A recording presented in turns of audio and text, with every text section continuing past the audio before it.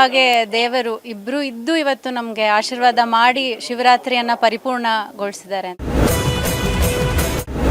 ತುಂಬ ಖುಷಿ ಅನ್ನಿಸುತ್ತೆ ಗುರುಗಳ ಜೊತೆ ಮತ್ತು ಶಿವನ ಜೊತೆ ಅಭಿಷೇಕ ಮಾಡಿದ್ದು.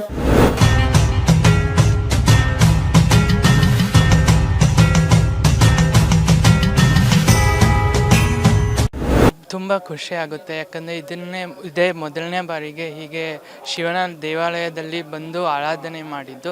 ಹಾಗೆ ಗುರುಗಳ ನೆಲದಲ್ಲಿ ಹೀಗೆ ಆರಾಧನೆ ಮಾಡಿರೋದು ಇನ್ನು ತುಂಬ ಹೆಮ್ಮೆ ಅನಿಸುತ್ತೆ. ಈ ಕ್ಷೇತ್ರಕ್ಕೆ ಬಂದು ಹೀಗೆ ಎಲ್ಲ ಜೊತೆ ಭಾಗವಹಿಸಿ ಆರಾಧನೆಯಲ್ಲಿ ತೊಡಗಿದ್ದು. ಈ ಕ್ಷೇತ್ರ ಬಂದರೆ ಬೇರೆ ಥರದ ಆ ಆನಂದ ಎಲ್ಲೂ ಸಿಗದ ಆ ಆನಂದ ಇಲ್ಲಿ ಸಿಗುತ್ತೆ. ಯಾಕಂದರೆ ಇಲ್ಲಿ ದೇವರು ಇದ್ದಾರೆ, ಹಾಗೆ ಗುರುಗಳು ಇದ್ದಾರೆ. ಹೀಗೆ ಈ ಥರ ಅನುಭವ ಸಿಗೋದು ತುಂಬ ಅಪರೂಪ. ಅದಕ್ಕೆ ಖುಷಿ ಆಗುತ್ತೆ. ಅದು ಒಂದು ಬಹಳ ಸಂತೋಷ ಕೊಡುತ್ತೆ, ಯಾಕಂದರೆ ಈ ಥರ ಅನುಭವ ಯಾರಿಗೂ ಸಿಗಲ್ಲ. ಹಾಗೆ ಈ ಥರದ ಅನುಭವ ಅಪರೂಪ. ಅದಕ್ಕೆ ಸಂತೋಷ. ತುಂಬ ಖುಷಿ ಅನ್ನಿಸುತ್ತೆ ಗುರುಗಳ ಜೊತೆ ಮತ್ತು ಶಿವನ ಜೊತೆ ಅಭಿಷೇಕ ಮಾಡಿದ್ದು. ಯಾಕಂದರೆ ನಾವು ಗರ್ಭಗುಡಿಯಲ್ಲಿ ಹೋಗಿ ಮೊದಲನೇ ಬಾರಿಗೆ ಅಭಿಷೇಕ ಮಾಡಿದ್ದು.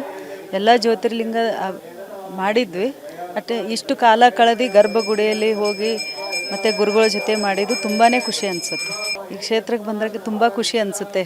ಯಾಕಂದರೆ ನಾವು ಬೆಂಗಳೂರಲ್ಲಿ ಇರೋದ್ರಿಂದ ಕಾವೇರಿ ನದಿ, ಈ ವಾತಾವರಣ, ಗಾಳಿ ಈ ಥರ ಎಲ್ಲ ಸಿಗೋದಿಲ್ಲ. ಇಲ್ಲಿ ಬಂದರೆ ಏನೋ ಒಂಥರ ಖುಷಿ ಸಿಗುತ್ತೆ, ಏನೋ ಒಂಥರ ನೆಮ್ಮದಿ, ಸಂತೋಷ, ಒಂಥರ ಎಲ್ಲ ಇಲ್ಲೇ ಇದೇನೋ, ಸ್ವರ್ಗನೇ ಇದೇನೋ ಅನ್ನೋ ಥರ ಫೀಲಿಂಗ್ ಆಗುತ್ತೆ. ಅದೇ ಕುಟುಂಬ ಜೊತೆಗೆ ಬಂದಿದ್ದೇ ದೊಡ್ಡ ಸಂತೋಷ.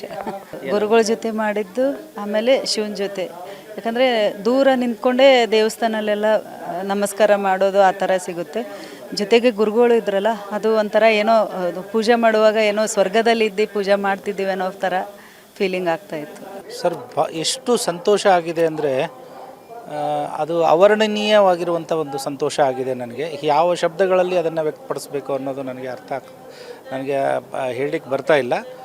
ಭಾಳ ಸಂತೋಷದ ಸಂಗತಿ, ಭಾಳ ಆನಂದದ, ಭಾಳ ಪರಮಾನಂದದ ಸಂಗತಿ ಏನು ಅಂದರೆ, ಕಾವೇರಿ ತಾಯಿಯ ಮಡಿಲಲ್ಲಿರುವಂತಹ ಈ ಒಂದು ದೇವಸ್ಥಾನಕ್ಕೆ 1796ರಲ್ಲಿ ಕಟ್ಟಲ್ಪಟ್ಟಂಥ ಈ ದೇವಾಲಯ ಮೈಸೂರು ಮಹಾರಾಜರಿಂದ ಇದುವರೆಗೂ 228 ವರ್ಷಗಳ ಕಾಲ ಕರ್ನಾಟಕದ ಜನರಿಂದ ಆರಾಧನೆಗೊಂಡಿರುವಂಥ, ಕರ್ನಾಟಕ ಜನರ ಭಕ್ತಿ ಸಮರ್ಪಣೆಯನ್ನು ಪಡೆದಿರುವಂಥ ಈ ದೇವಾಲಯದಲ್ಲಿ ಬಂದು ಸ್ವತಃ ಸ್ಪರ್ಶಿಸಿ ಶಿವನಿಗೆ ರುದ್ರಾಭಿಷೇಕ ಮಾಡಿರೋದು ಬಹುಶಃ ನನ್ನ ಸಾವಿರಾರು ಜನ್ಮದ ಪುಣ್ಯ ಅಂತ ನಾನು ಪರಿಭಾವಿಸಿದ್ದೇನೆ.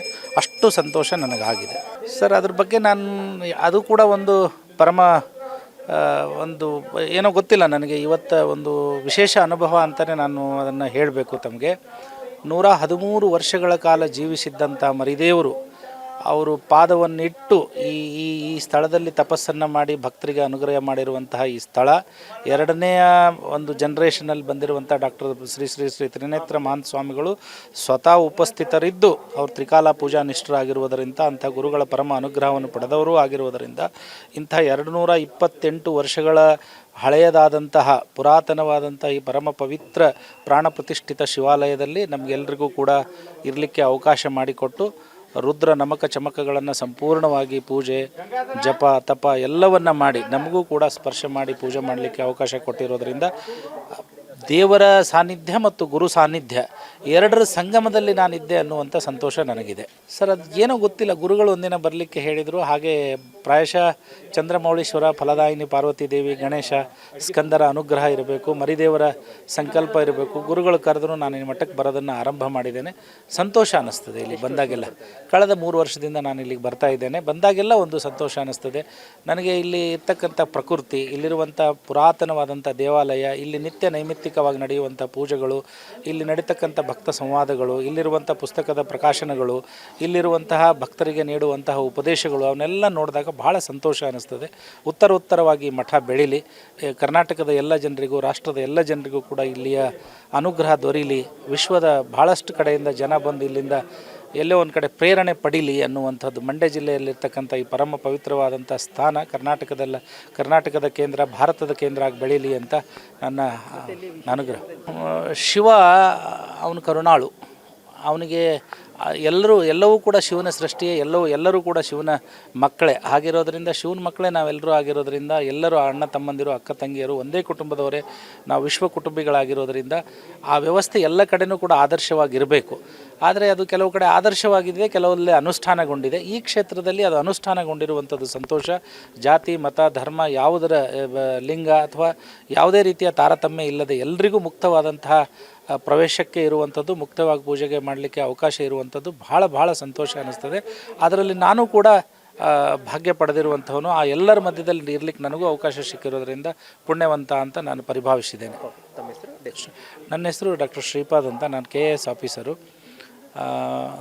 ಮೂಲತಃ ಗುಲ್ಬರ್ಗ ಜಿಲ್ಲೆ. ಈ ಕ್ಷೇತ್ರಕ್ಕೆ ಬಂದಾಗೆಲ್ಲ ನನಗೊಂದು ಎಲ್ಲೋ ಒಂದು ಕಡೆ ಪುಣ್ಯದ ಭಾವ ಬರುತ್ತೆ, ಎಲ್ಲೋ ಒಂದು ಕಡೆ ನನ್ನನ್ನು ನಾನೇ ಪುಳಕತಿಗೊಳ್ತೇನೆ. ನನ್ನ ಎಲ್ಲ ಏನು ಹೇಳ್ತೀರ, ನನಗೆ ಹೆಚ್ಚು ಪುಣ್ಯ ದೊರೀತದೆ ಅಂತ ಪರಿಭಾವಿಸ್ತೇನೆ. ಅಂಥ ಅನುಭವವೂ ಕೂಡ ನನಗಾಗಿದೆ, ಅಂಥ ಆನಂದವೂ ಕೂಡ ಈ